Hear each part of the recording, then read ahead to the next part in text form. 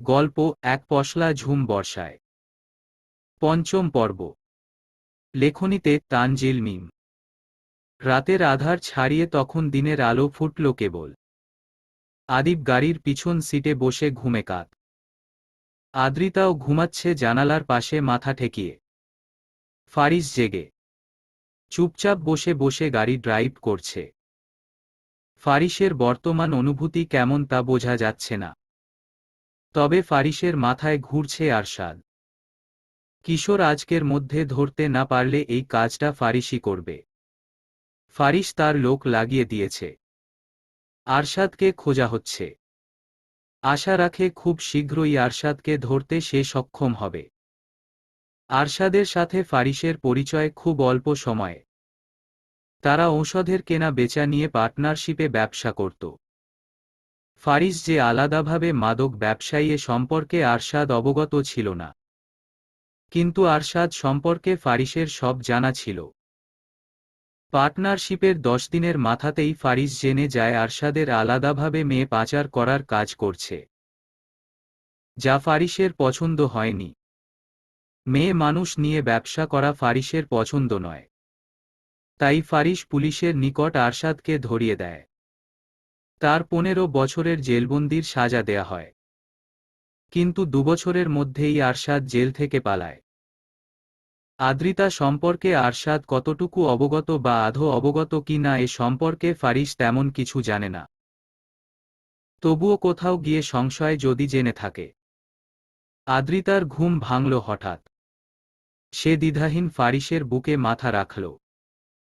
ফারিস কিছুটা চমকে উঠল এতে। নিজের ভাবনাগুলো ভুলে গেল মুহূর্তেই। ফারিস নিজেকে সামলাল।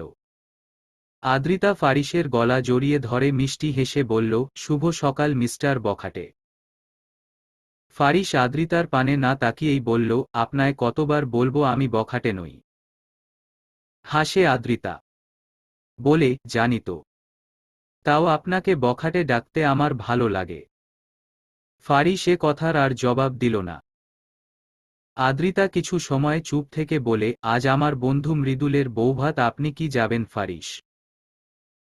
ফারিসের দ্বিধাহীন জবাব, কি পরিচয়ে যাব? আদ্রিতা অবাক হয়ে বলল, কেন, আমার বয়ফ্রেন্ডের পরিচয়?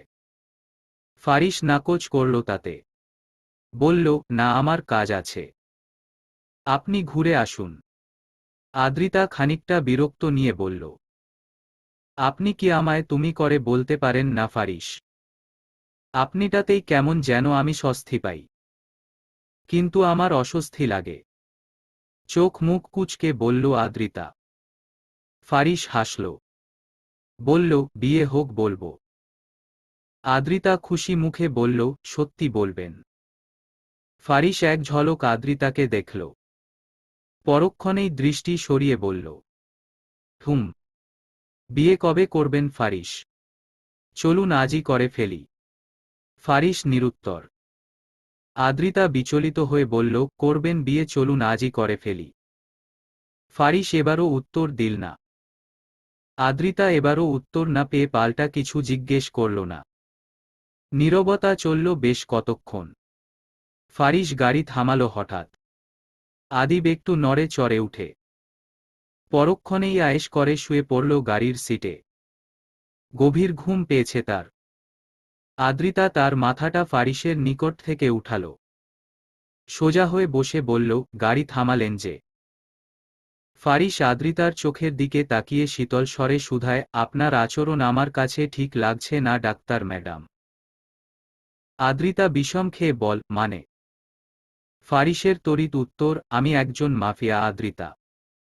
আদ্রিতার ভাবনাহীন উত্তর, তো আপনি আমার সাথে সত্যি থাকতে চান? বিয়ে করতে চান? আদ্রিতা তৎক্ষণাৎ উত্তর, হুম। ফারিস আবার বলে উঠে, ধোঁকা দেয়ার চেষ্টা চালাচ্ছেন নাকি ডাক্তার ম্যাডাম? আদ্রিতার মুখটা মলিন হয়ে গেল। ফারিস তা দেখে হাসল। বলল, আরে মজা করছিলাম, চলুন। এই বলে ফারিস আবার গাড়ি স্টার্ট দিয়ে ছুটল দূরে। গাড়ি এসে সোজা থামল আদ্রিতাদের বাড়ির সম্মুখে। আদ্রিতা গাড়ি থেকে নামল না। চুপটি করে বসে রইল। ফারিস বলল, কি হলো জান? আদ্রিতা গেল না, তাও বসে রইল। ফারিস তার কপাল চুলকে বলে, কি হয়েছে? রাগ করেছেন?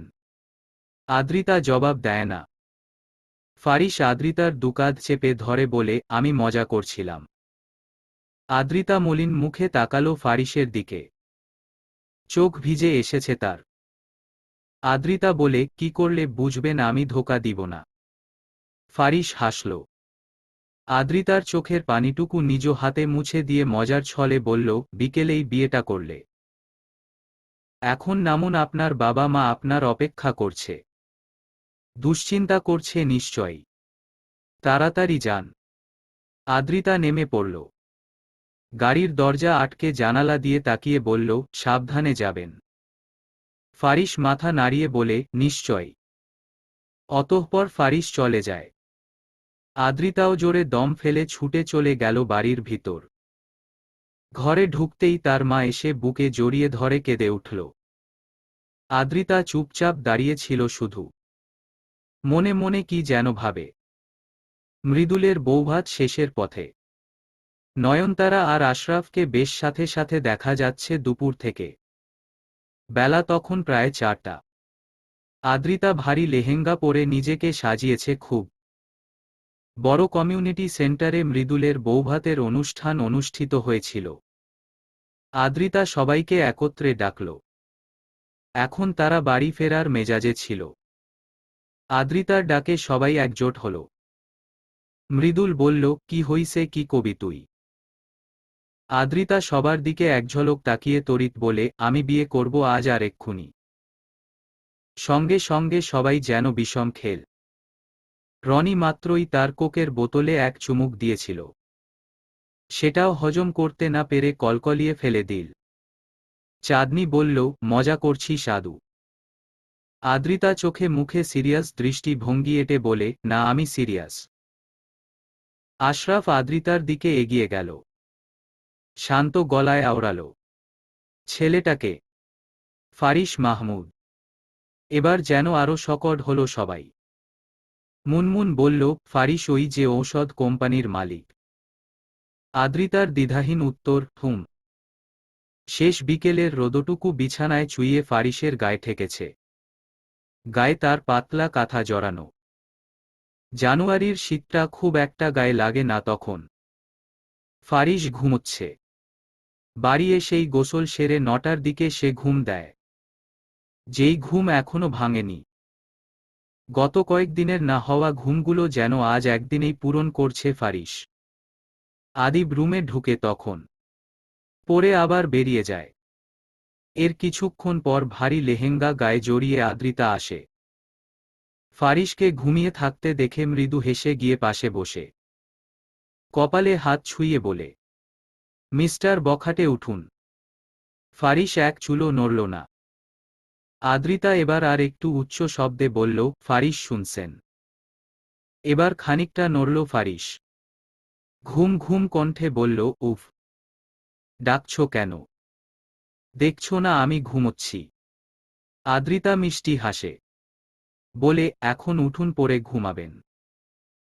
ফারিস স্বপ্ন দেখছে আদ্রিতা নতুন বউয়ের মতো লাল টুকটুকে শাড়ি পরে তাকে ডাকছে। ফারিস ঘুমের ঘোরে আদ্রিতার হাতটা জড়িয়ে ধরে বলল, এত সেজেছ কেন, তোমায় যে পুরো বউ বউ লাগছে। বাস্তবিক আদ্রিতা তা শুনে হেসে উঠল। সে বুঝল ফারিস স্বপ্ন দেখছে। আদ্রিতা খানিকটা ঝুঁকল ফারিসের দিকে। কানের কাছে ঠোঁট নিয়ে ফিস ফিস করে বলল, ফারিস উঠুন, বিয়ে না করলে বউ বউ লাগবে কেমন করে? তড়িৎ ভূত দেখার মতো চমকে উঠল ফারিস। ঘুম ভেঙে গেল তার। চোখ মেলেই আদ্রিতাকে মুখোমুখি আর ভারী লাল টুকটুকে লেহেঙ্গা পরনে দেখে অবাক স্বরে বলল, আপনি এখানে কি করছেন ডাক্তার ম্যাডাম? আদ্রিতা আয়েশ করে বসে বলল, কি আর করব? বিয়ে করব, উঠুন। ফারিসের মুখভঙ্গি পাল্টে গেল হঠাৎ। বিস্মিত স্বরে আওড়ালো, সে কি বলছেন? পাগল হলেন নাকি? আদ্রিতার বিরক্ত লাগলো, এবার চোখ মুখ কুঁচকে বলল, পাগল হওয়ার কি আছে, বিয়ে করব বলেছি। ফারিস শোয়া থেকে উঠে বসল। চোখ মুখ ঢলতে ঢলতে হাই তুলে বলল, মজা করছেন? আশ্চর্য, মজা করব কেন? ফ্রেশ হন, আমরা কাজী অফিস যাব। আদ্রিতার কথাগুলো এবার যেন সত্যিই সত্যিই লাগছে ফারিসের। সে প্রশ্ন করল, সত্যিই কাজী অফিস যাব? আদ্রিতা মাথা নাড়িয়ে লাজুক স্বরে বলল, জি। সঙ্গে সঙ্গে গুরুতর ভাবে বিষম খেল ফারিস। বিস্মিত নয়নে তাকিয়ে রইল শুধু তার ডাক্তার মোডামের দিকে। চোখ বড় বড় করে তাকিয়ে আছে ফারিস আদ্রিতার মুখশ্রীর দিকে। তার যেন এখনো বিশ্বাস হচ্ছে না আদ্রিতা এখন আর এই মুহূর্তেই কাজী অফিস গিয়ে বিয়ে করতে চাইছে। ফারিসের এই আচমকা ঘুম ভাঙিয়ে বিয়ের করার ব্যাপারটা টোটালি হজম হচ্ছে না। ফারিস কিছু সময় চুপ থেকে বলল, আপনার মাথা কি ঠিক আছে ডাক্তার ম্যাডাম, নাকি বন্ধুর বউভাত খেয়ে এসে মাথাটা পুরোই গেছে? আদ্রিতা বিরক্ত হল দারুণ। চোখ মুখ কুঁচকে বলল, আমি সিরিয়াস ফারিস। দ্রুত উঠুন, বিয়ে করব। ফারিস উঠল না, চুপ করে বসে রইল। এমন হুট করে বিয়ে করব বললেই কি তাকে বিয়ে করতে হবে নাকি? আদ্রিতা তাড়া দিয়ে বলল, কি হলো ফারিস, উঠছেন না কেন? ফারিস তার চুলগুলো খানিকটা ঠিক করে বলল, মুড নেই আমার। আদ্রিতা অবাক হয়ে বলে, মুড নেই মানে? আপনি তো বললেন আজ বিকেলে বিয়ে করবেন। ফারিস এতক্ষণ পর যেন সবটা বুঝল। তার সকালের মজার ছলের কথাটা আদ্রিতা সিরিয়াসভাবে নিয়েছে। ফারিস মৃদু হাসল। বলল, আমি আপনায় বিশ্বাস করি আদ্রিতা, তাই এখন বিয়ে করার প্রয়োজন নেই। আদ্রিতা আচমকাই ফারিসের শার্টের কলার টেনে নিজের দিকে টানল। ফারিস হতভম্ব হয়েছে। আজকের আদ্রিতার আচরণ বড়ই উদ্ভট। আদ্রিতা ফারিসের চোখে দিকে চোখ রেখে গম্ভীর এক স্বরে বলল, আমার দারুণ প্রেম পেয়েছে, তাই আমরা বিয়ে করব। ফারিসের চক্ষু বেরিয়ে আসার উপক্রম।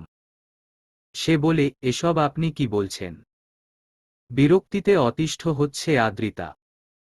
জোরে নিঃশ্বাস ফেলে বিরক্ত নিয়েই বলে, আপনি কি উঠবেন ফারিস, নাকি আমি চলে যাব?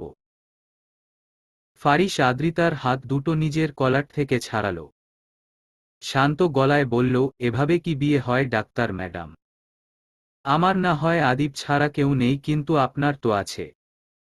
আপনার বাবা মা, তাদের পারমিশন তো নেয়ার প্রয়োজন।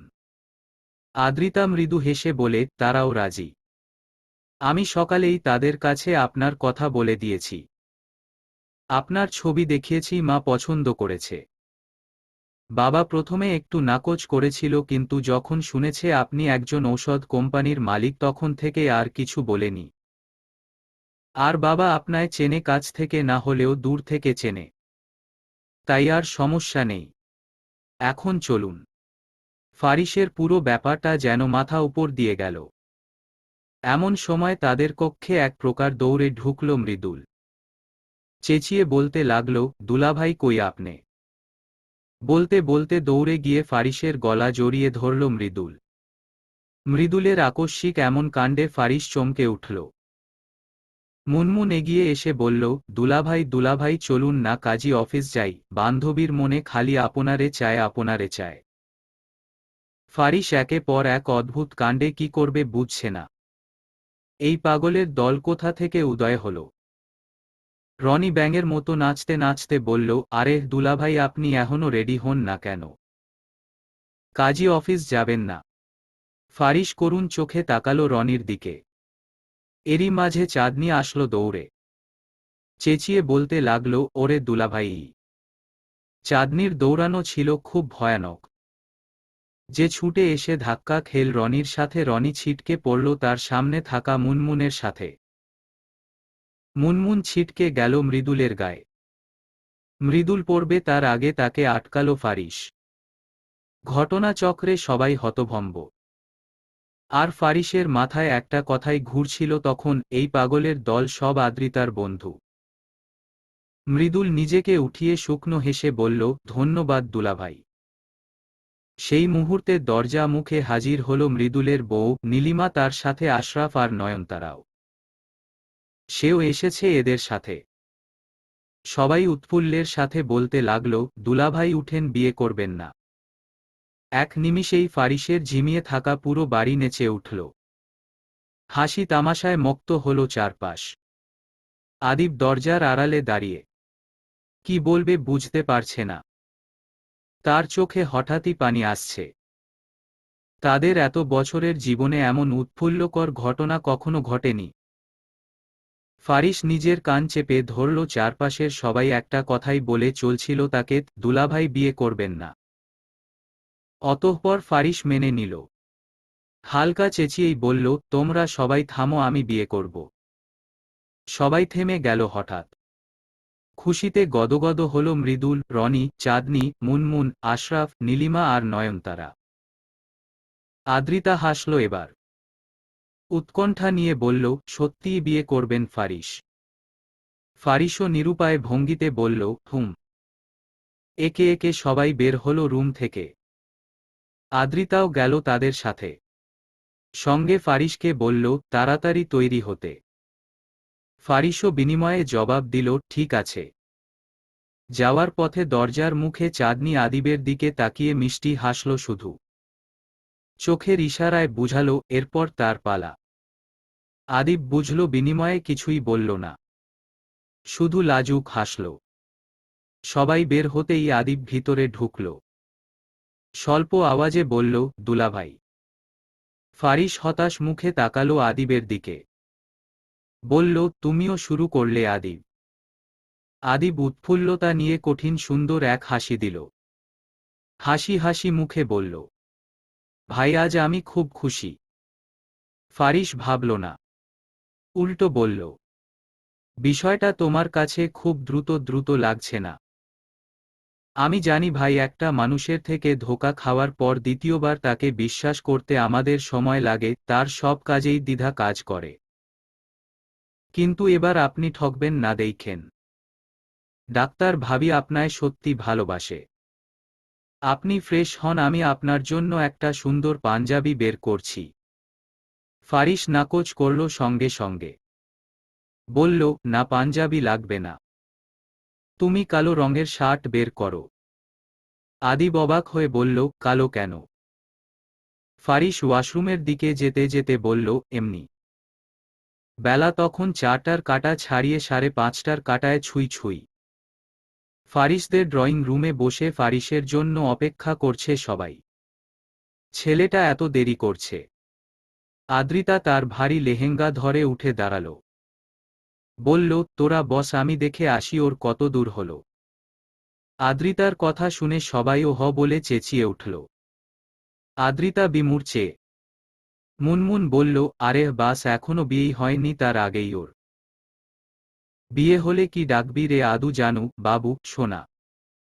আদ্রিতা হেসে বলল, হুশের চেয়েও ইউনিক কিছু। চাঁদনি অবাক হয়ে বলল, সেটা কি? আদ্রিতা জবাব দিল না। মিষ্টি হেসে ছুটল ফারিসের কামরার দিকে। আয়নার সামনে দাঁড়িয়ে তৈরি হচ্ছে ফারিস। গায়ে জড়িয়ে কালো শার্ট, কালো প্যান্ট, শার্টটা ইন করে পরা, শার্টে হাতাও কনুই পর্যন্ত বোল্ড করা। চুলগুলো খানিকটা অগোছালোই রাখল আজ। আদিব তার দিকে চেয়ে। ফারিস তার পায়ে কালো জুতো জোড়া পরতে নিলেই আদিব বসল নিচে। ফারিস অবাক হয়ে বলল, এসব কি করছো আদিব? আদিব ফারিসের হাত থেকে জুতো জোড়া নিয়ে আদুরে গলায় বলল, আমি পরিয়ে দেই ভাই। আদিব এমন ভাবে কথাটা বলল যে ফারিস চেয়েও আর না করতে পারল না। ফারিস পায়ে মুজা জোড়ালো আগে। বলল, কিছু কি বলবে আদিব? আদিব যেন চমকে উঠল। কি করে বুঝল তার ভাই সে কিছু বলতে চায়? ফারিস আদিবের মাথায় হাত বুলিয়ে বলে, তুমি আমার ছোট ভাই আদিব, আমি তোমায় বুঝব না। আদিব হাসে। নিজ হাতে ফারিসের ডান পায়ে আগে জুতাটা পরাতে পরাতে বলে, আমার জন্যই আপনার জীবনটা এমন এলেমেলো, তাই না ভাই? ফারিস অবাক হয়ে বলল, তোমার জন্য মানে? আমার জন্যই তো আপনি মাফিয়া ভাই। ওই দিন যদি আমার জন্য খুন না করতেন, তবে তো আজ আমরা এমন থাকতাম না। না মারলে আমরা কি বেঁচে থাকতাম আদিব? তা হয়তো থাকতাম না, কিন্তু এমন পাপ কাজ করেও তো বেঁচে থাকা লাগতো না। আমরা মরার পর কি জবাব দিব ভাই? তোমার জবাব দেয়া লাগবে না। তুমি পাপী নাকি? পাপী তো আমি। তুমি ভালোই থাকবে। আদিব ছলছল নয়নে ফারিসের দিকে তাকাল। তার চোখ ভেসে উঠেছে। সেই ছোটবেলা থেকেই ফারিস আদিবের যত্ন করে। ফারিসের কাছাকাছি সবসময় থাকলেও আদিব কখনো তার কাজে নিযুক্ত হতে পারেনি। সে সব জানে কখন ফারিস কি করে। টুকটাক খবরাখবর দেয়, কিন্তু আদিবকে কখনো সেই নেশালো দ্রব্য হাত দিয়ে ছোঁয়ার অধিকার দেয়নি ফারিস। যা করার ফারিসই করত, আদিব শুধু দেখত। তার বয়স যখন 20 তখনও আদিব এই বেআইনি কারবার সম্পর্কে অবগত ছিল না। এরপর হুট করেই সে সবটা জানে। ফারিসও আর লুকিয়ে রাখেনি। লুকিয়ে আর কতকাল রাখবে, যে সারাক্ষণ সঙ্গে সঙ্গে থাকে। আদিব ফারিসের হাত ধরে বলল, কাজটা কি ছাড়া যায় না ভাই? ফারিস অদ্ভুত নয়নে তাকিয়ে বলে, কিভাবে ছাড়ি? তুমি তো জানো সবটা। আদিব আর কিছুই বলল না। ফারিস কেমন একটু করে যেন বলল, আমি কি বিয়ে করে ভুল করছি আদিব? আদিব বলে, না ভাই। ডাক্তার ভাবি তো সব জানে। ফারিস কিছু বলে না। দরজার আড়ালে দাঁড়িয়ে আদ্রিতার ভিতরের সব কথাই শোনে। বলে না আর কিছুই, নীরবে শুধু দীর্ঘশ্বাস ফেলে। ঢাকার মানুষ তখন মাগরিবের নামাজ সেরেছে অনেকক্ষণ। সময় তখন প্রায় রাত 8টা। কবুল বলার মাধ্যমে কাজী অফিসেই বিয়ে হয়ে গেল ফারিস আর আদ্রিতার। আদ্রিতার মা বাবা আর ছোট ভাইও সেখানে উপস্থিত ছিল।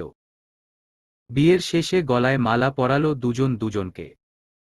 আদ্রিতার মুখ হাসি হাসি। ফারিস মলিন মুখে তার পানে চেয়ে করুণ গলায় আওড়ায়, আপনি হাসছেন, অথচ আমার হৃদয়টা ভিতর থেকে চূর্ণ বিচূর্ণ হয়ে যাচ্ছে। আমি মরছি, অন্তরটা ঝলসে যাচ্ছে।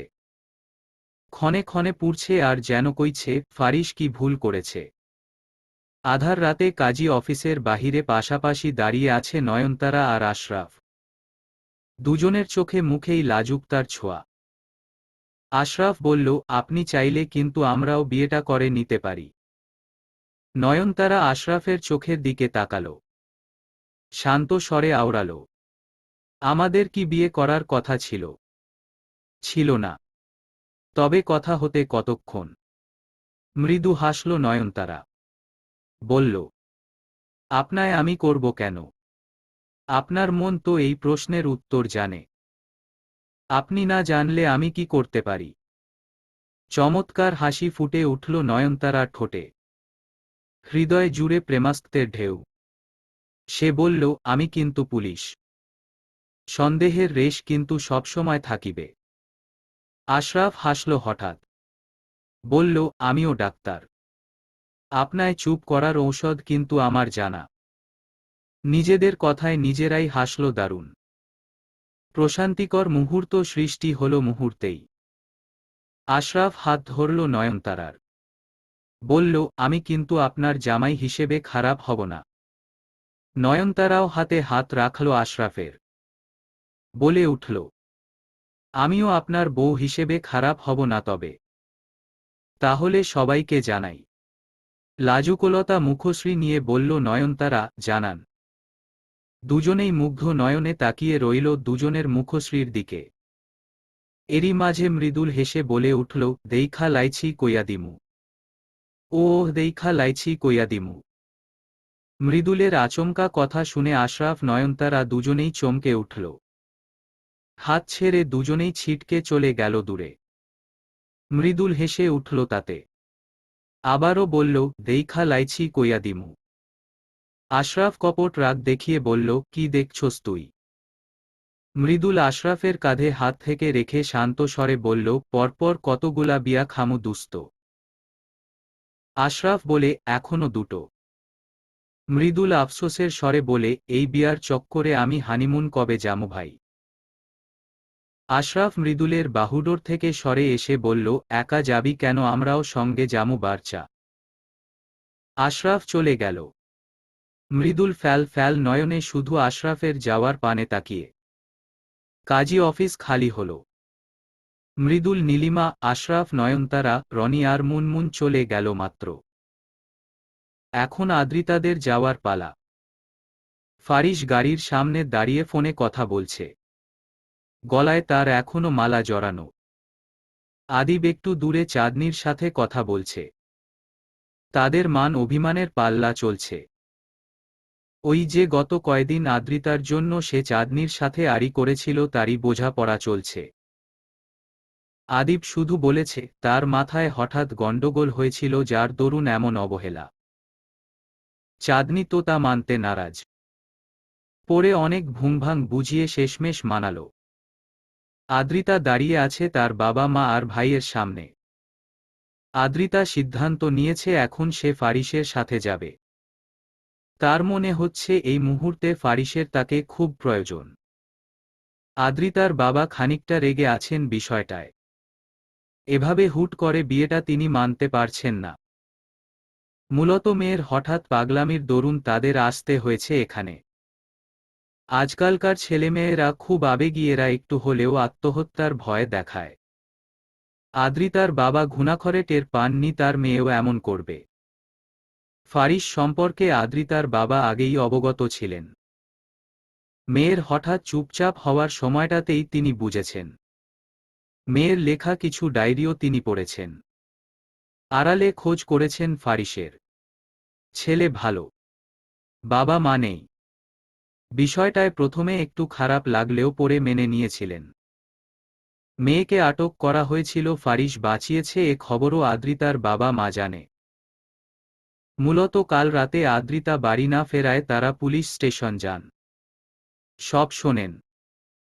চিন্তিত হয়ে কিশোরের সাথে যেতে চাইলেও পরে কেন যেন যাননি।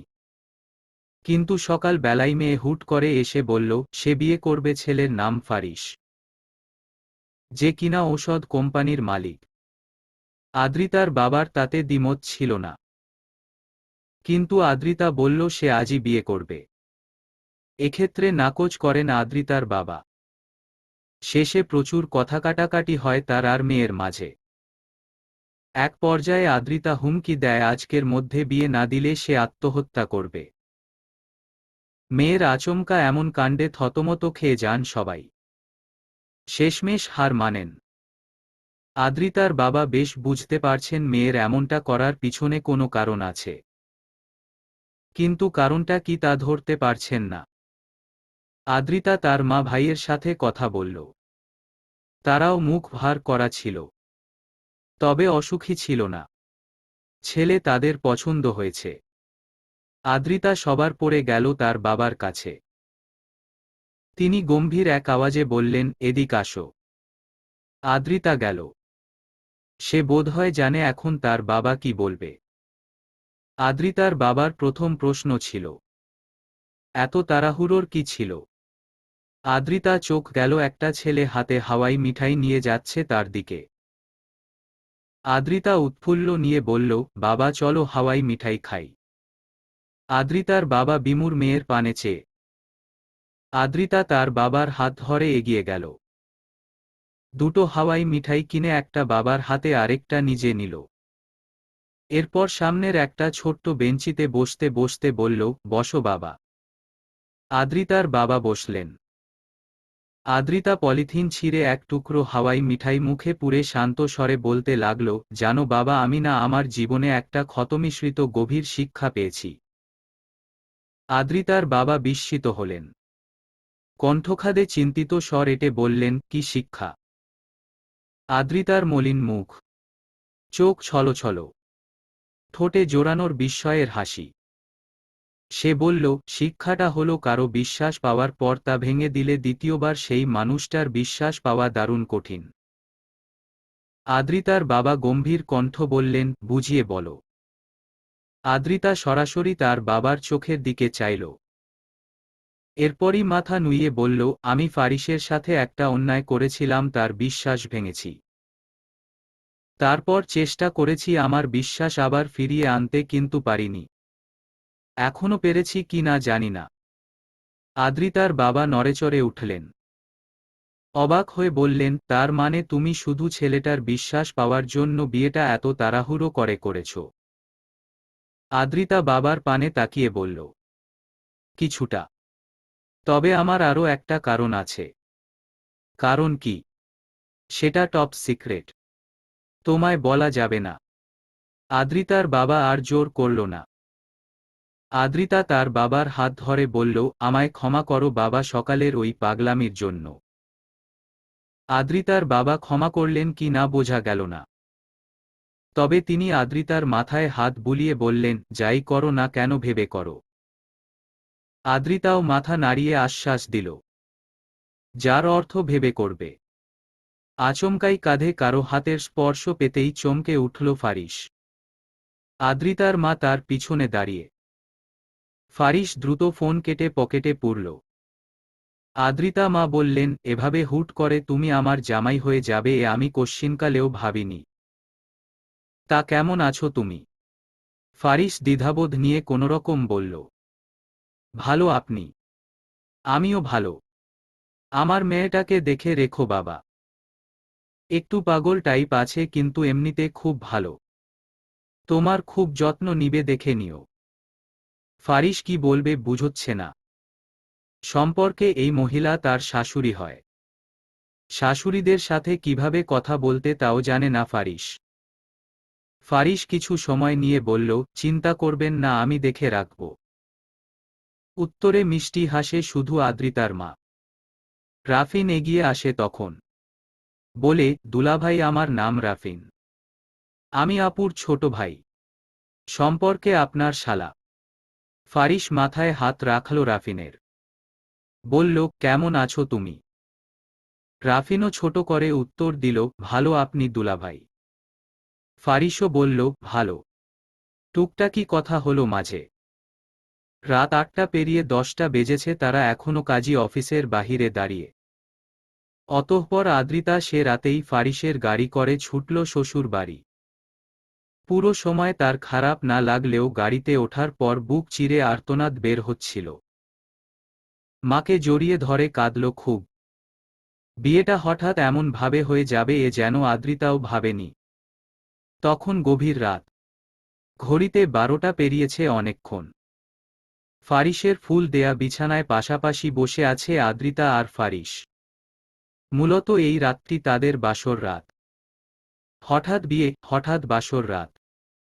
হঠাৎ নিজের রুম ভাগ হওয়ার বিষয়টায় ফারিস বড্ড নড়বড়ে হচ্ছে। সবকিছু এত বেশি তাড়াতাড়ি হলো যে ফারিস কিছু টেরই পেল না। তার যেন এখনো বিশ্বাস হচ্ছে না তার বিয়ে হয়েছে গেছে। খাটে ফুল বিছানোর কাজটা আদিবের। কতগুলো গোলাপ ফুলের পাপড়ি বিছিয়ে দেয়া হয়েছে খাটে। আদ্রিতা ফারিসের হাত ধরল হঠাৎ। সঙ্গে সঙ্গে ফারিস চমকে উঠল। আদ্রিতা বলল, এত ভয় পাচ্ছেন কেন? ফারিস আতঙ্কিত স্বরে বলল, আমার কি ভয় পাওয়া উচিত নয়? আশ্চর্য! আপনি একজন মাফিয়া হয়ে আমার সামনে ভয় পাচ্ছেন স্বামী? ফারিসের কাশি উঠল হঠাৎ। এই মেয়ে বলে কি স্বামী? ফারিসকে কাশতে দেখে আদ্রিতা দ্রুত এক গ্লাস পানি দিল ফারিসের হাতে। ফারিস ঢকঢক করে পুরো পানিটা গিলে নিল। নিজেকে ধাতস্থ করল। চুপ থাকল অনেকক্ষণ। আদ্রিতা বলল, আমার বেবি চাই। এবার যেন ফারিসের শ্বাসকষ্ট উঠে যাবে। এই মেয়ের মাথায় নির্ঘাত সমস্যা হয়েছে। নয়তো পাচারকারীদের হাতে পড়ে ভয়ের চোটে মাথা খারাপ হয়ে গেছে। একটু রাগ নিয়ে বলল ফারিস, বেবি কি বাজারে কিনতে পাওয়া যায় যে চাবে আর এনে দিব? অদ্ভুত! তুমি এমন নির্লজ্জ কবে হলে? আদ্রিতা ফ্যাল ফ্যাল নয়নে ফারিসের দিকে তাকানো। ফারিস সে দৃষ্টি দেখে কি করবে বুঝতে পারছে না। রুম থেকে দৌড়ে পালিয়ে যাবে নাকি ভেবে পায় না। বড্ড অস্থিরতায় ভরপুর নয়ন নিয়ে তাকিয়ে আছে আদ্রিতা ফারিসের দিকে। আশ্চর্য, ফারিসের এত ঘাবড়ানোর কি আছে?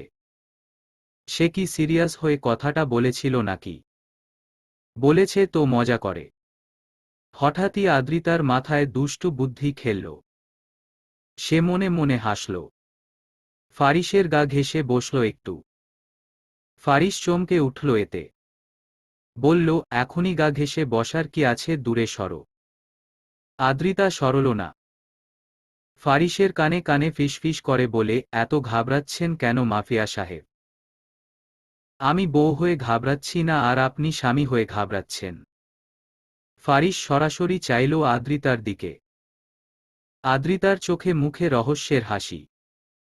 ফারিস বুঝেছে এ মেয়ে মতলব। ফারিস এবার সিরিয়াস হল। নিজেই আদ্রিতার কোমর জড়িয়ে কাছে আনল। বলল, প্রথমবার তো তাই একটু ঘাবড়াচ্ছি। তুমি মানিয়ে নিতে পারলে দেখবে আর ঘাবড়াবো না।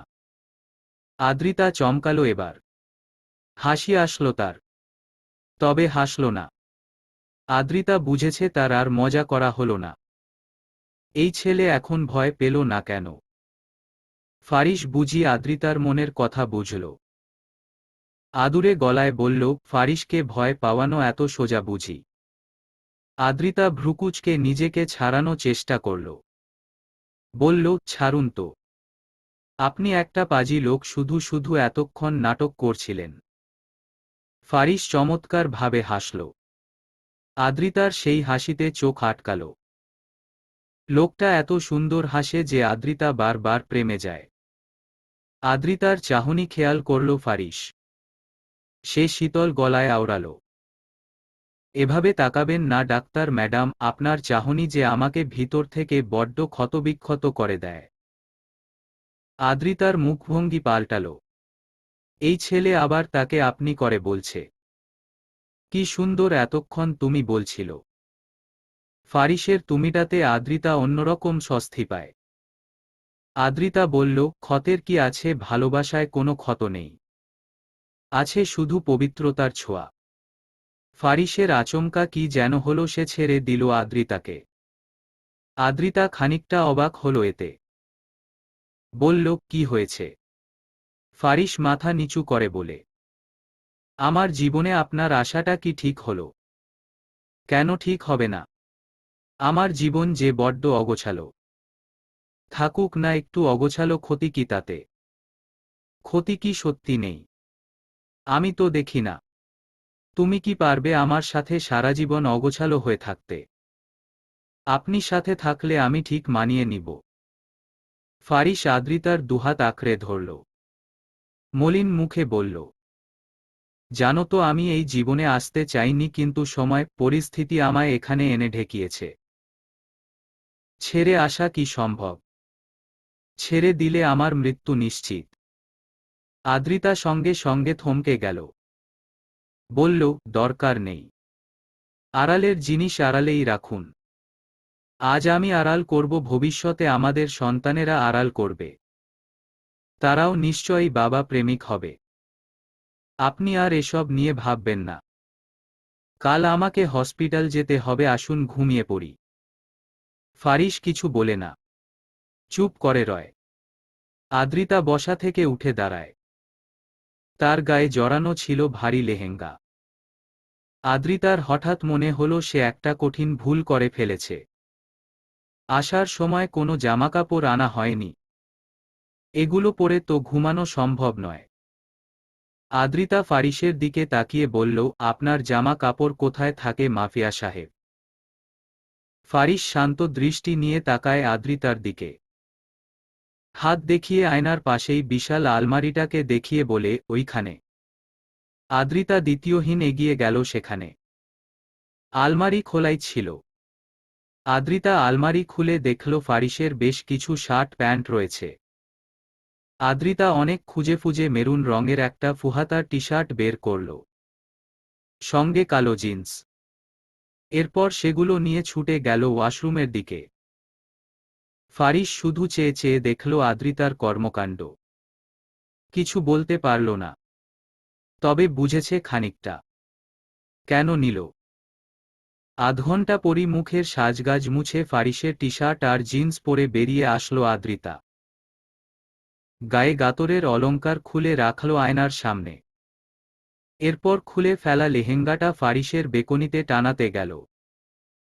ফিরে এসে ফারিসকে একই ভঙ্গিতে বসে থাকতে দেখে বলল, আপনি কি সারা রাত ওভাবেই বসেই থাকবেন? ফারিসের উসখুস চাহনি, অস্থিরতায় বুকভার। সে মলিন মুখে আবদারের স্বরে শুধালো, আমায় একটু জড়িয়ে ধরবে বউ। আদ্রিতা চকিত চমকে উঠল। কিছু বলতে যাবে তার পূর্বেই পুরো ঘর জুড়ে অন্ধকার নামল। কারণ ফারিসের ঘরে তখন লোডশেডিং হয়েছে। আদ্রিতা তখনও বেলকনির দরজার মুখে ঠায় দাঁড়ানো। হঠাৎ ম্যাচের কাঠি জ্বলে উঠল। ড্রয়ার থেকে মোমবাতি বের করে সেটা জ্বালালো ফারিস। আলতো হাতে রাখল ড্রেসিং টেবিলের উপর। আদ্রিতা এগিয়ে এলো, মুখোমুখি বসল। মিষ্টি হেসে বলল, ধরুন। ফারিস দেরি করল না মোটেও, তৎক্ষণাৎ জড়িয়ে ধরল আদ্রিতাকে। আদ্রিতা চুপচাপ বসে নিজেও ধরেছে তো ফারিসের পিঠ। লোকটার বুকভরা চাপা আর্তনাদ আদ্রিতা টের পাচ্ছে। মাঝে মাঝে আমরা ভুল কাজ থেকে সরে আসতে চাইলেও সরে আসতে পারি না। কারণ সরে আসার সময়টায় যে আমরা বড্ড দেরি করে ফেলি। আদ্রিতা চায় ফারিস সব থেকে বেরিয়ে আসুক। কিন্তু ফারিস যে বলল, বেরিয়ে আসতে চাইলেই মৃত্যু নিশ্চিত। কথাটা ভেবেই বুক কেঁপে উঠল আদ্রিতার। সে ফারিসের শার্টটা পিছন থেকে শক্ত করে চেপে ধরল। আদ্রিতা হঠাৎ বলল, আপনি একবার আমায় আবদার করেছিলেন আমাদের যতবার দেখা হবে ততবার যেন আমি আপনায় 10 মিনিট করে জড়িয়ে ধরি। সে আবদার এতদিন আমি রাখিনি। তাই আজ থেকে আপনি 10 মিনিটের জায়গায় আমায় 30 মিনিট জড়িয়ে ধরে বসে থাকতে পারবেন, আমি কিছু মনে করব না। ফারিস কথাটা শোনে, ঠোঁট মেলে কিঞ্চিত হাসে, তবে কিছু বলে না। আদ্রিতাকে জড়িয়ে ধরার মাঝে ফারিস বরাবরই অন্যরকম প্রশান্তি পায়। ফারিস চোখ বন্ধ করল। প্রকৃতি তখন নীরব। অন্ধকারে টুইটুম্বর পুরো শহর। আকাশ জুড়ে থাকা চাঁদটাও বুঝি মেঘে থাকতে ব্যস্ত। তবে এত ব্যস্ততার ভিড়েও মিটমিট করে জ্বলছিল একখানা আগুনবাতি। সূর্যের তীব্র রোদে ঘুম ভাঙল ফারিসের। পাশ ফিরে আদ্রিতাকে না দেখে খানিকটা চমকে উঠল। শোয়া থেকে উঠে বসল দ্রুত। জোরে হাঁক দিয়ে ডাকল, আদিব। আদিব দ্রুত ছুটে আসল তখন। থরথর করে বলল, বলুন ভা। পুরো কথা শেষ করার আগেই ড্যাব ড্যাব করে ফারিসের দিকে তাকিয়ে রইল আদিব। ফারিস নিচের দিকে তাকিয়েই প্রশ্ন করল, আদ্রিতা কোথায় আদিব? আদিব জবাব দিল না। ফারিসের দিকেই চেয়ে রইল শুধু। ফারিস এবার তাকালো আদিবের দিকে। বলল, কি হলো আদিব, কথা বলছো না কেন? পুরো কথা শেষ করে আদিবের মুখশ্রীর দিকে তাকাতেই বিব্রত হল ফারিস। আদিব যেন কিভাবে তাকিয়ে আছে তার দিকে। ফারিস অবাক স্বরে বলল, কি হলো আদিব, তুমি এভাবে তাকিয়ে আছো কেন? আমাকে এর আগে দেখনি। আদিব আচমকা লাজুক হাসল। বেশ লাজুকতা নিয়ে বলল, দেখেছি তো ভাই, তবে আজকে। বলেই রুম থেকে বেরিয়ে গেল আদিব। ফারিস হতভম্ব হয়েছে। ব্যাপারটা কি হলো? ফারিস বিছানা ছেড়ে উঠে দাঁড়াল। নিজের শার্টের দিকে তাকাল। সামনের কিছু বোতাম খোলা, সঙ্গে বুকের উপরে লিপস্টিকের দাগ। ফারিস বিস্মিত হয়ে গেল ঘটনাটায়। হতভম্ব স্বরে বলল, এসব লাগলো কখন? কাল রাতে। ছা। আদিব কি ভাবল তাকে? পরক্ষণেই ভাবল, এত ভাবার কি আছে, বউ কিস করেছে পাশের বাড়ির খোসেটি খালা তো দেয় নাই। ফারিস নিজের আচরণে নিজেই অবাক। ফারিস আবার লজ্জা পাওয়া শুরু করল কবে? ফারিস একটা ডোন্ট কেয়ার ভাব নিয়ে টাওয়াল হাতে ওয়াশরুমে চলে গেল। রান্নাঘরে দাঁড়িয়ে আজকের ব্রেকফাস্ট তৈরি করছে আদ্রিতা। রান্না প্রায় শেষ। আদ্রিতার গায়ে জড়ানো সবুজরঙা শাড়ি। শাড়িটা আদিব তাকে দিয়েছে। কাল রাতেই চাঁদনিকে নিয়ে কিনেছিল এটা। শাড়িটা ফারিসের রুমের আলমারির পাশেই ব্যাগের মধ্যে ছিল। কিন্তু আদ্রিতা দেখেনি। দেখেছে আজকে সকালে। শাড়ির উপর ব্যাগের মধ্যে ছোট্ট চিরকুটে লেখা ছিল, ডাক্তার ভাবি, এটা আপনার জন্য। চিরকুট পরে আদ্রিতা মিষ্টি হাসে তখন। তারপরই শাড়িটা গায়ে জড়িয়ে চলে আসে নিচে। আদ্রিতা খাবার বেড়ে টেবিলে রাখল। সেই মুহূর্তে সেখানে হাজির হলো আদিব। বলল, ডাক্তার ভাবি এসব কি করছো? সকালের নাস্তা প্রায় সময় আমি বানাই। আদ্রিতা মিষ্টি হেসে বলে, আজ থেকে আমি বানাবো। আর কিছুদিন পর আমি আর চাঁদনি। আদিন লাজুক হাসল এতে। বলল, বিয়েটা কি করতেই হবে ডাক্তার ভাবি? অবশ্যই। বিয়ে না করলে আমি আর চাঁদনি একসাথে থাকবো কেমন করে? তুমি বসো ভাইয়া, আমি বাকি খাবার নিয়ে আসছি। আদিবও বলে, আচ্ছা ডাক্তার ভাবি। আদিব চেয়ারে বসল। আদ্রিতা গেল রান্নাঘরের দিকে। এমন সময় সিঁড়ি বেয়ে নিচে নেমে আসলো ফারিস। গায়ে জড়ানো নেভি ব্লু কালারের শার্ট, কালো প্যান্ট। আদিব ফারিসকে দেখেই হাসল। ফারিস এগিয়ে এসে বলল, এভাবে হাসার কি আছে, জীবনে লিপস্টিক দেখনি? আদিব কোনোরকম বলল, দেখেছি তো ভাই। তবে মেয়েদের ঠোঁটে। আপনার শরীরে প্রথমবার। ফারিস বসতে বসতে বলল, আমিও তোমার শরীরে প্রথমবার দেখার ব্যবস্থা করছি, দাঁড়াও। কথা শুনে আদিবের কাশি উঠল হঠাৎ। হঠাৎই আদিবকে কাশতে দেখে হকচকিয়ে উঠল আদ্রিতা। খাবারের বাটিটা টেবিলে রাখতে রাখতে বলল, কি হলো ভাইয়া, আপনি কাশছেন কেন? আদিব কিছু বলতে পারল না। কাশতেই থাকল। আদ্রিতা দ্রুত আদিবের হাতে পানির গ্লাসটা এগিয়ে দিয়ে বলল, পানি খান ভাইয়া। আদিব পানির গ্লাসটা নিল। ঢকঢক করে পানি পান করে বলল, শুকরিয়া ডাক্তার ভাবি। বিনিময়ে আদ্রিতা মৃদু হাসল। ফারিসের নজর তখন আটকানো ছিল আদ্রিতার গায়ে জড়ানো সেই সবুজরঙা শাড়িটার দিকে। মুখের মৃদু সাজে আর কোমরে গুজে রাখা আঁচলের ভাঁজে যেন বউ বউ দেখাচ্ছে আদ্রিতাকে। ফারিস দৃষ্টি সরাল। বেশি বেহায়া হচ্ছে নাকি তার চোখ? আদিব বুঝি খেয়াল করল বিষয়টা। সে বলল, ভাই চোখ সরানোর প্রয়োজন নেই, আপনারই তো বউ। বিষম খেল ফারিস। চোখ গরম করে তাকালো আদিবের দিকে। আদিব হাসল। দারুণ মিষ্টি দেখাচ্ছিল সেই হাসি। পুরোই তৃপ্তিময়।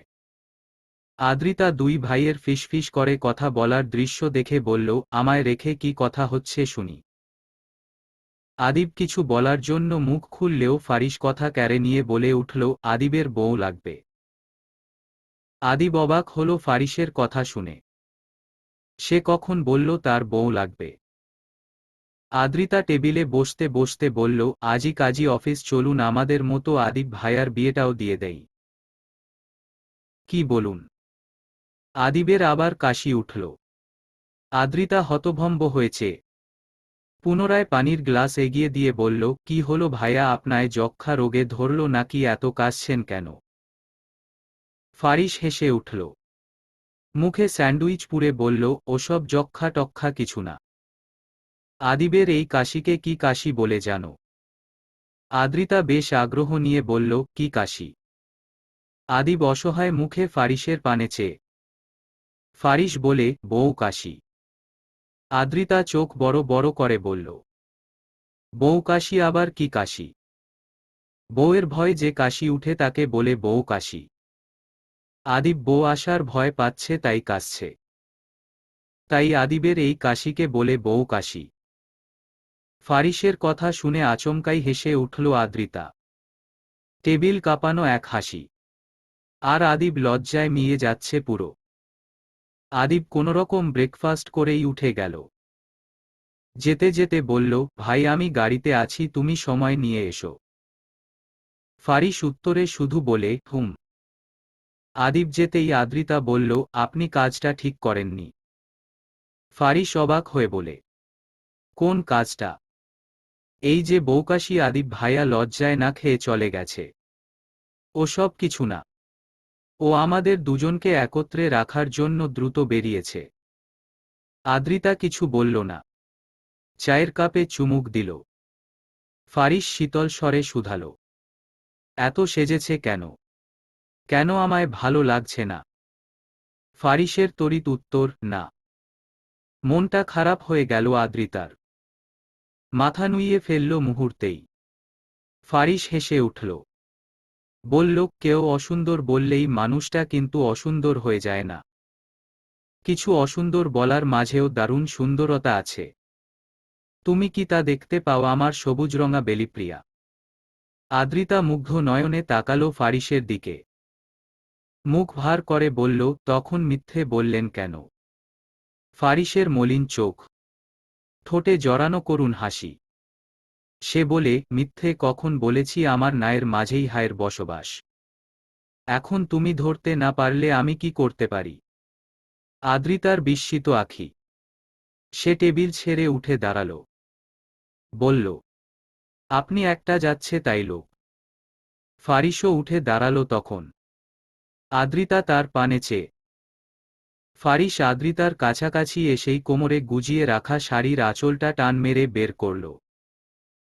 আদ্রিতা হতভম্ব হয়ে গেল ফারিসের এহেম কাণ্ডে। চোখ বন্ধ করে ফেলল মুহূর্তেই। ফারিস তা দেখে মৃদু হাসল।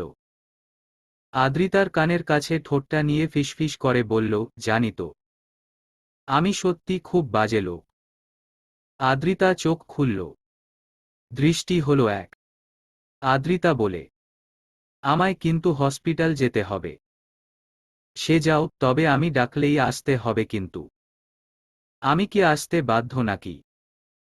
ভুলে যেও না আমার বিয়ে করা বউ তুমি। বাধ্য তো বটেই। হেসে ফেলে আদ্রিতা। বলে, বিয়ে করতে ভয় পাওয়া মানুষটা বউয়ের উপর অধিকার দেখাচ্ছে, ব্যাপারটা কিন্তু ইন্টারেস্টিং। ফারিসের সঙ্গে সঙ্গে উত্তর, তুমি হয়তো জানো না আমি মানুষটাও দারুণ ইন্টারেস্টিং।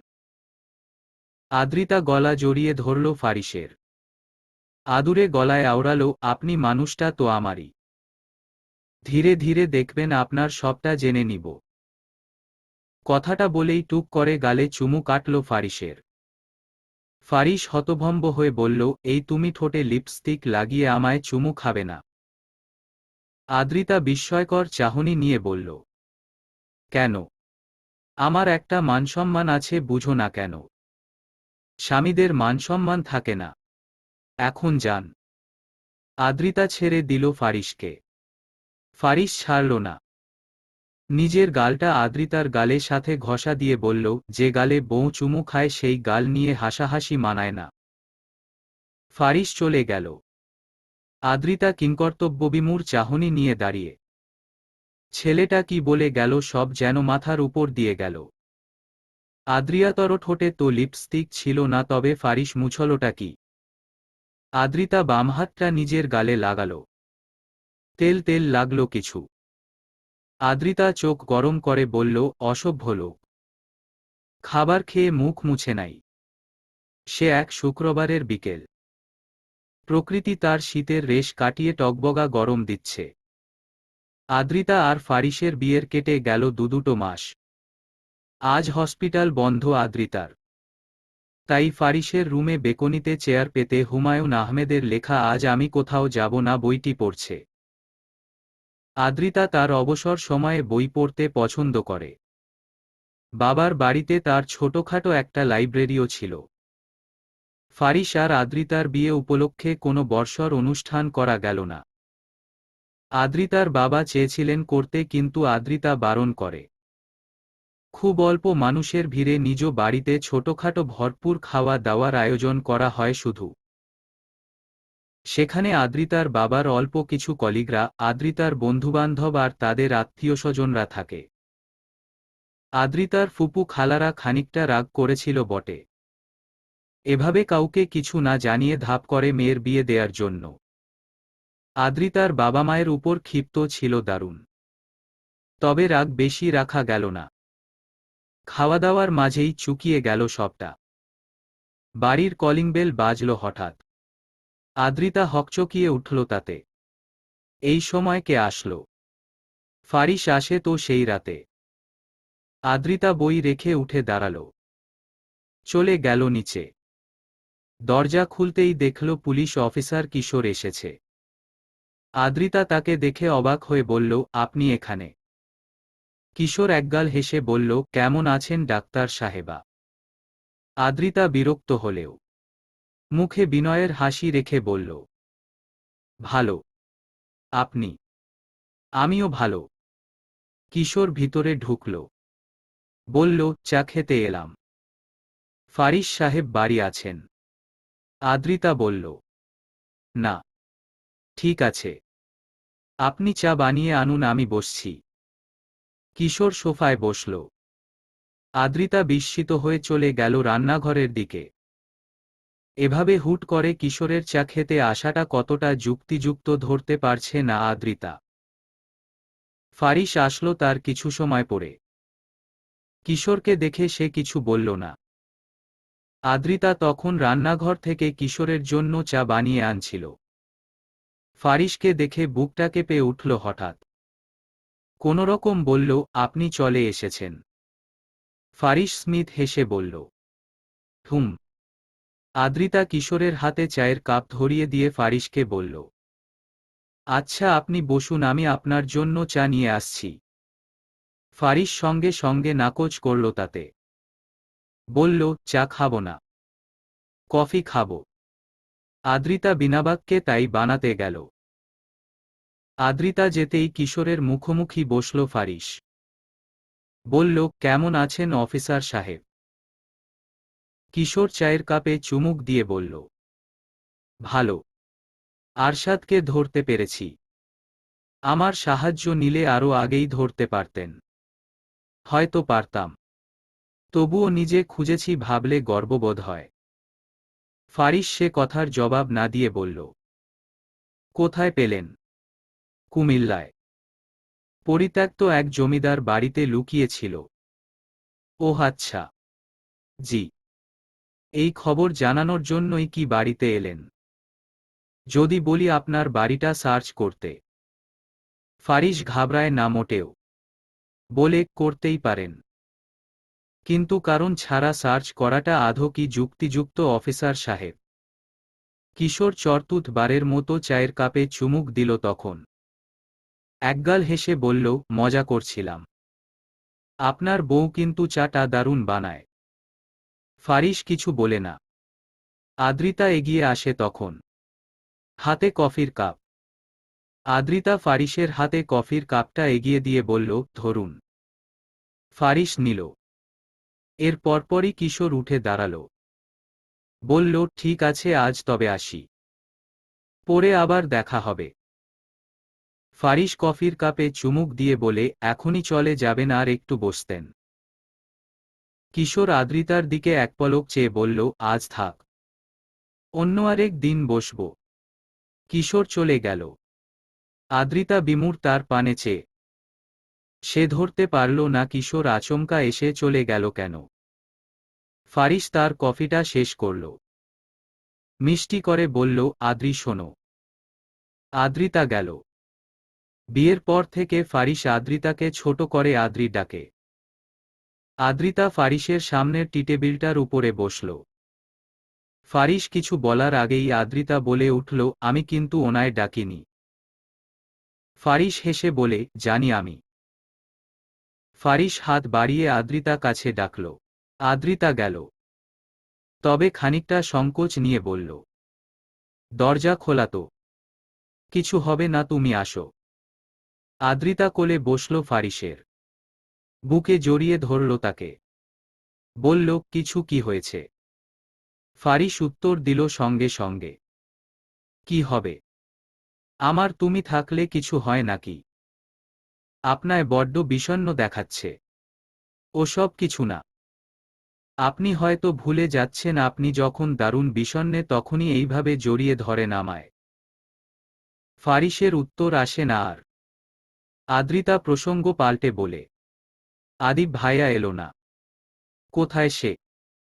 ফারিস এবার উত্তর দেয়, বলে, চাঁদনির সাথে লুকোচুরি খেলছে। হেসে ফেলে আদ্রিতা।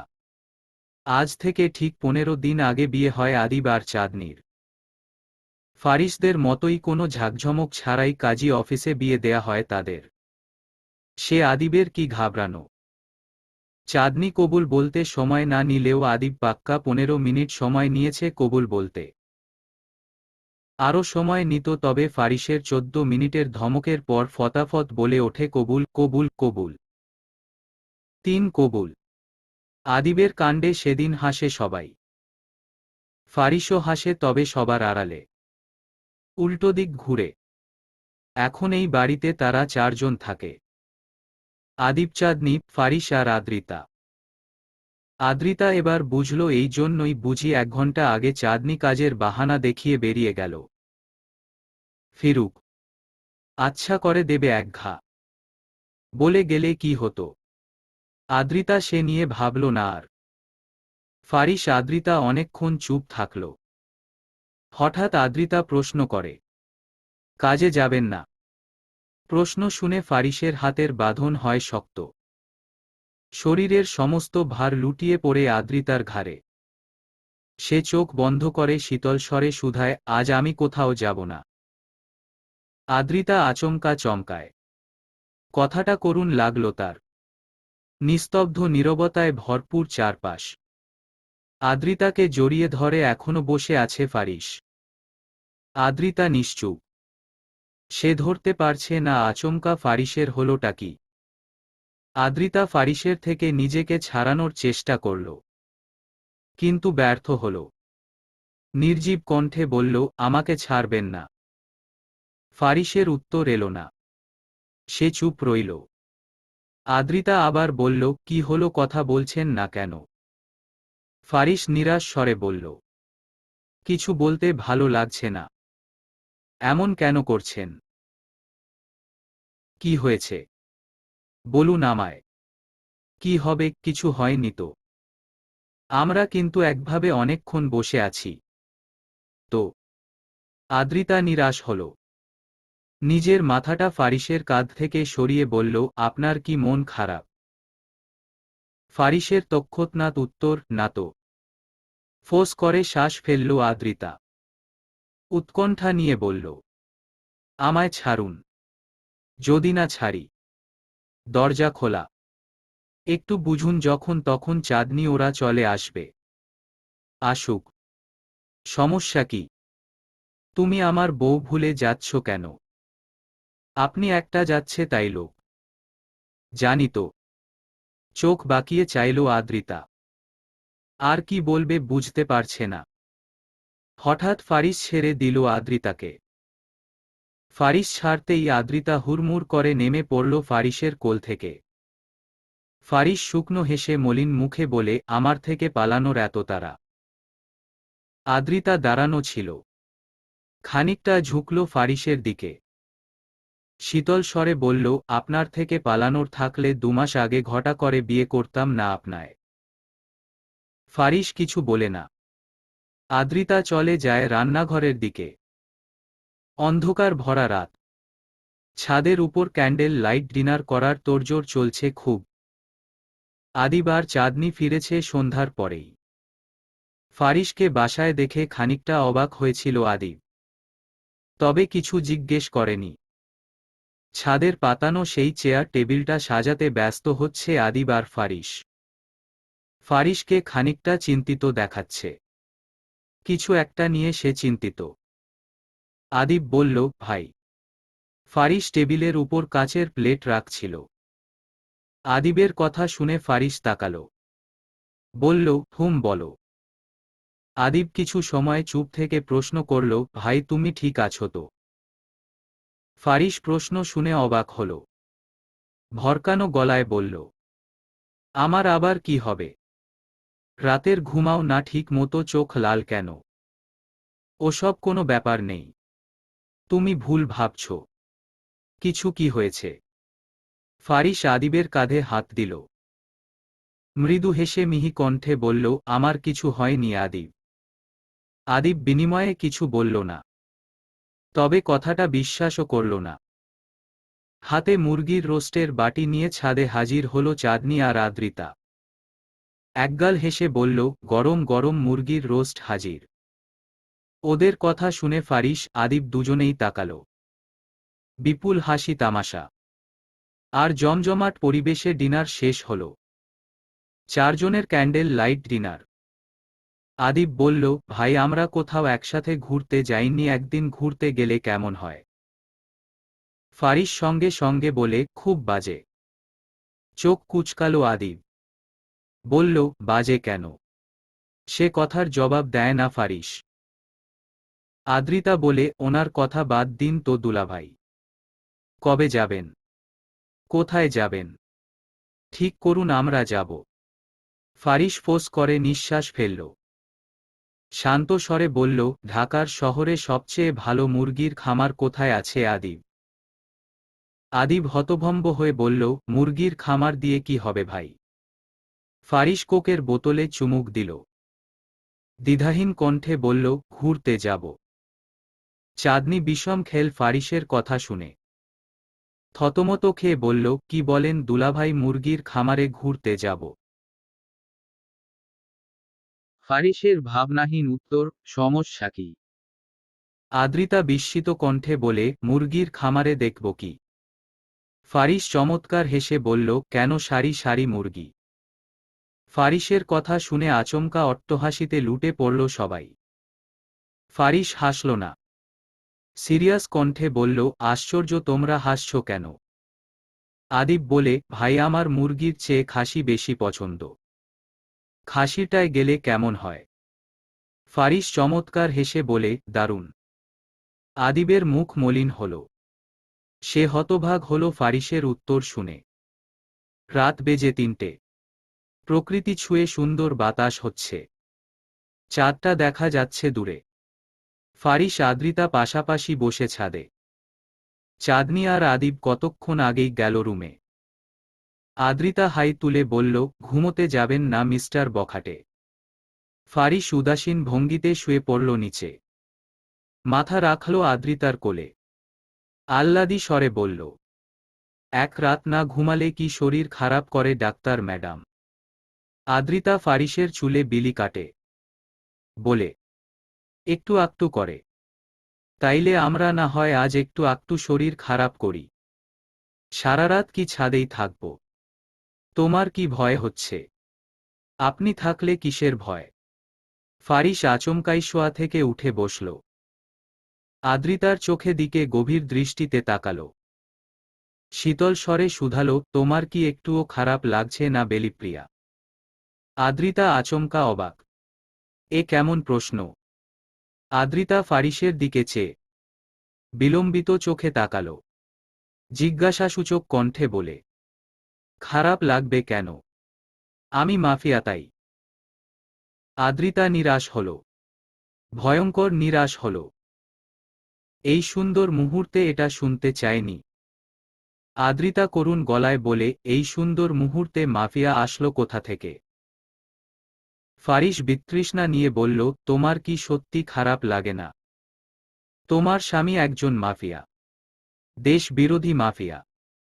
সে মাদক ব্যবসায়ী, বেআইনি অস্ত্র পাচারের কারবারে জড়িত। তোমার খারাপ লাগে না, দুঃখ হয় না? তুমি তো ডাক্তার, কিভাবে এত সহজে সবটা মেনে নিলে? তোমার কি ঘৃণা আসে না আমার ওপর? ফারিসের গলা জড়িয়ে ধরে আদ্রিতা। বার কয়েক চুমু খায় ফারিসের গালে, কপালে, অধরে। ফারিস হতভম্ব। আদ্রিতা শান্ত স্বরে বলে, আপনি কি জানেন মিস্টার বখাটে? যাকে ভালোবাসা যায় তাকে ঘৃণা করা যায় না। আমি আপনায় ঘৃণা করার চেষ্টা করেছি, কিন্তু পরিশেষে দারুণ ব্যর্থ হয়েছি।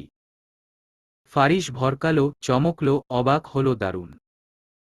এই মেয়ে তার কথাই তাকে ফিরিয়ে দিল। কি সাংঘাতিক কাণ্ড! ফারিস পলকহীন আদ্রিতার দিকে তাকিয়ে। আর আদ্রিতা সেই চাহনি দেখে মিষ্টি হাসে। পরের দিন খুব ভোরেই মুরগির খামারে ঘুরতে যাওয়ার উদ্দেশ্য বেরিয়ে পড়ল আদিব, ফারিস, আদ্রিতা আর চাঁদনি। আদিবের সে কি মন খারাপ! সে বুঝে না মুরগির খামারে ঘুরতে যাওয়ার মতো কি আছে, তাও আবার বউকে নিয়ে। আদিবের বাচ্চাদের মতো মুখ ফুলানো কাণ্ডে ফারিস হাসে। আদিব আর চাঁদনি পিছনে বসেছে। ফারিস আর আদ্রিতা সামনে। ফারিস গাড়ি ড্রাইভ করছে। আদ্রিতা আর চাঁদনি হসপিটাল বান দিয়েছে আজ। প্রায় 2 মাস পর আজ একদিনের ছুটি নিয়েছে তারা। আদ্রিতা চোখ মুখ কুঁচকে বলল, আমরা কি সত্যিই মুরগি খামারে ঘুরতে যাব? ফারিসের তড়িৎ উত্তর, হা। ফারিসের কথা শুনে নিরাশ আদ্রিতা, চাঁদনি আর আদিব। প্রায় ঘন্টা দুয়েক পরে ফারিস গাড়ি থামাল। কেউ গাড়ি থেকে নামল না। সবাই মুখ ফুলিয়ে বসে। ফারিস হেসে বলে, তোমরা এমন বাচ্চাদের মতো রাগ করছো কেন? দেখো, মুরগির খামার খুবই সুন্দর একটা জায়গা। এখানে নানাবিধ মুরগিরা বাস করে। এক এক মুরগির এক এক ওজন, কোনোটা 1 কেজি, কোনোটা 4 কেজি। কোনোটার রং লাল, কোনোটার রং হয় সাদা। বোঝো এগুলা? ফারিসের কথায় ভ্রুকুচকে তাকালো সবাই। ফারিস হেসে বলল, নামবে তোমরা? কেউ নামল না। ফারিস তীক্ষ্ণ স্বরে আদিবকে উদ্দেশ্য করে বলল, আদিব। আদিব হুড়মুড় করে নেমে পড়ল সঙ্গে সঙ্গে। সামনে তাকাতেই সে অবাক। কারণ জায়গাটা কোনো মুরগির খামার নয়। এক বিপুল সৌন্দর্যে ঘেরা নয়ন জুড়ানো প্রকৃতি। আদিব সবাইকে তাড়া দিয়ে বলল, এই তোমরা নামো। আদ্রিতা, চাঁদনি দুজনেই বিরক্ত নিয়ে নামল। সামনে তাকাতেই দুজনেই অবাক। বিশাল সবুজে ঘেরা এক উঁচু পাহাড়। পাহাড়ের পাশে ছোট্ট টিনের কুঁড়ে ঘর। চারপাশে শা শা শব্দ করে বাতাস বইছে। মাথার উপর ধবধবে সাদা আকাশ। কি নিদারুণ সুন্দর প্রকৃতি! আদিব বিস্ময় নজরে চেয়ে। সে বলে, এটাই কি মুরগির খামার ভাই? ফারিসের বিস্ময়কর হাসি। মলিন মুখের কণ্ঠস্ব। সে বলে, আমার ছোট ভাই মুরগির খামারের কথা শুনে মুখ ফুলায়। রাগ করে। সেখানে আমি কি করে যাই আদিব? আদিবের চোখে পানি চলে আসলো মুহূর্তেই। সে ফারিসের দিকে তাকিয়ে। ফারিসের মুখ হাসি হাসি। চোখের চাহনি ভিন্ন। আদিব ফারিসকে দেখে মনে মনে ভাবে, তার ফারিস ভাই তাকে এত ভালোবাসে কেন? এই ভালোবাসায় কারো নজর না লাগুক। থু থু। নিঝুম বিকেল। সারাদিন তোড়জোড় আর হৈহুল্লোড় করে নিচে মাদুর পেতে বসে ফারিস আর আদিব। তাদের সামনেই আদ্রিতা আর চাঁদনি ঘুরে ঘুরে সেলফি তুলছে। এই মেয়ে দুটোর আর কোনো কাজ নেই বোধহয়। সেই আসার পর থেকেই শুধু সেলফি আর সেলফি। ফারিসরা খাবার বানালো এখানে এসে। ওই যে ছোট্ট কুটির ঘর ছিল সেখানে বসে। ফারিস আগে থেকেই সব বন্দোবস্ত করে রেখেছিল। দুপুরের লাঞ্চ হিসেবে ছিল গরম গরম ভাত, সিদ্ধ আলুর ভর্তা আর ফারিসের হাতের ডিম ভাজা। এই প্রথম ফারিস নিজ হাতে রান্না করেছে। আদিব তো তা দেখে দারুণ অবাক। খাবার দাবার খুব সাদামাটা থাকলেও আনন্দের রেশ ছিল বেশ। সে কি উৎসবমুখর পরিবেশ! তবে এত উৎসবের মাঝেও আদিব লক্ষ্য করেছে ফারিস ভাই হঠাৎ হঠাৎ চুপ হয়ে যান। গভীর ভাবনায় মগ্ন হন। যেমন এখন হচ্ছে। ফারিস ভাই তাকিয়ে তো আছে ডাক্তার ভাবির দিকে, তবুও চোখে মুখে কোথাও গিয়ে বিষণ্ণতা। আদিব নড়েচড়ে বসল। মাদুরের মধ্যখানে রাখা জুসের বোতলটা নিল। জুস ঢালল গ্লাসে। এরপর ফারিসের দিকে এগিয়ে দিয়ে বলল, ভাই তুমি হঠাৎ হঠাৎ নেতিয়ে যাচ্ছ কেন? ডাক্তার ভাবি কি খুব পীড়া দিচ্ছে? ফারিসের হুঁশ হাসে। সে তাকায় আদিবের দিকে। জুসের গ্লাসটা হাতে নিয়ে মলিন মুখে বলে, তেমনটাই। আদিব অবাক হয়। বিস্মিত কণ্ঠে আওড়ায়, মানে? ফারিসের ঠোঁটে জর্ণ তখনও মলিন হাসি। আদিব সেই হাসির দিকে তাকিয়ে থাকে অনেকক্ষণ। কিছু একটা বুঝে। অতঃপর আচমকা ফারিসের হাত চেপে বলে, কিছু কি হয়েছে ভাই? ফারিস জুসের গ্লাসের চুমুক দেয়। বিষণ্ণ চোখে তাকায়। আগের সেই এক উত্তর, তার কি হবে? আদিবের হঠাৎ বিতৃষ্ণা লাগল। বারে বারে ফারিস ভাইয়ের ভনিতা করা এক উত্তরে বিরক্ত বোধ করল। আদিব কপট রাগ নিয়ে তীক্ষ্ণ স্বরে শুধাল, আমার সাথে বারবার মিথ্যে বলছো কেন? আদিবের রাগ দেখে ফারিসের হাসি আরও চওড়া হয়। চোখ ছলছল করে, দৃষ্টি নত করে, কণ্ঠ খাদে নামিয়ে শান্ত স্বরে বলে, তুমি আমার ওপর রাগ দেখাচ্ছ আদিব। ফারিস মলিনের কণ্ঠস্বরে আদিব রাগের পানি হয়ে গেল। মন ছটফট করল, খানিকটা আঘাত রাখল বুকে। সে বলল, আমি রাগ দেখাতে চাইনি ভাই। ফারিস সরাসরি তাকালো আদিবের দিকে। মলিন মুখে বিতৃষ্ণার ছোঁয়া এঁটে বলে, আমার কিছু ভালো লাগে না আদিব। সবকিছু থেকেও কোথাও যেন সুখ নেই। আদিব বিস্মিত কণ্ঠে বলে, এমনটা কেন হচ্ছে ভাই? ফারিস মাথা নাড়িয়ে জবাব দেয়, জানি না। আদিব মাথা নুইয়ে খানিকটা দ্বিধা নিয়ে বলে, বিয়েটা করে কি সুখ হওনি ভাই? ফারিস একঝলক তাকালো আদ্রিতার দিকে।